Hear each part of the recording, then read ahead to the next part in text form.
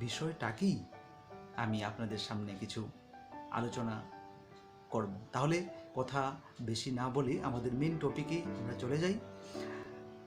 প্রভু যিশুর আবার আগমন, সেটাকে আমরা জানি এবং আমাদের পবিত্র বাইবেল অনুসারে সেটা আমরা এইভাবে জানতে পারি যে প্রভু যিশু যখন স্বর্গে আরোহণ করলেন,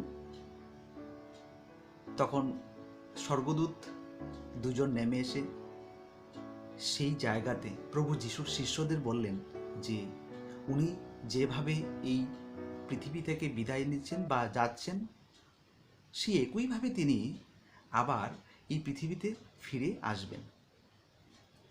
বাইবেলের অনুসারে আমরা সেটা আশা করতে পারি যে আমাদের প্রভু আমাদের এই পৃথিবীতে আবার আমাদের কাছে ফিরে আসবেন এবং ওনার এই আশাটাকে বাইবেলে second coming of Jesus Christ অথবা